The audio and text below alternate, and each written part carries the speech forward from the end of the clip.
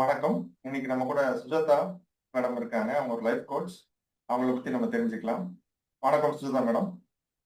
Madam உங்கள பத்தி வணக்கம் சார். சொல்லுங்க. நான் சுஜாதா நெஸ்ஸைன் கேரியர் அண்ட் லைஃப் கோச் நாங்க பண்ணிட்டு இருக்கோம். செங்கம், திருவண்ணாமலை மாவட்டம் செங்கத்துல இருக்கோம். ஸ்டூடெண்ட்ஸோட லைஃப்ல மாற்றத்தை கொண்டு வர்றதுக்கு. உங்களுக்கு லைஃப் கோச்சிங்ன்ற இந்த ஒரு இது டிபார்ட்மெண்ட் மேல எப்படி மேடம் இன்ட்ரெஸ்ட் வந்தது? நான் வந்துட்டு அன்ஆர்கனைஸ்ட் லேபர்ல ஒர்க் பண்றேன். ஓ. அங்க ஒர்க் பண்றப்ப அங்க இருக்க வர ஸ்டூடெண்ட்ஸ் அவங்க இதெல்லாம் பாக்குறப்ப அவங்களுக்கு ஸ்டடீஸ்ல எப்படி போகணும்ன்ற ஒரு விதிமுறையே தெரியாம இருக்காங்க. அதனால அவங்க கேரியர்ஸ்ல மாற்றம் ஏற்படணும்னு கொண்டு வந்ததுதான் இந்த தேடல். அது மூலமா லைஃப் அண்ட் கேரியர் கோச் ஆனது.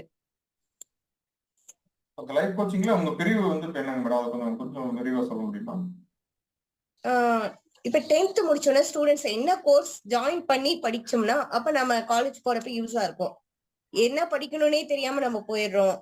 அப்புறம் 12th என்ன படிச்சுட்டு நம்ம அடுத்தது காலேஜ்ல என்ன பிரிவு எடுக்கலாம், எதுல பெஸ்டா போலான்ற மாதிரி அவங்க கேரியர் கைடன்ஸா இருக்கேன் நானு. அவங்க லைஃப்ல மாற்றம் கொண்டு வர்றதுக்கு.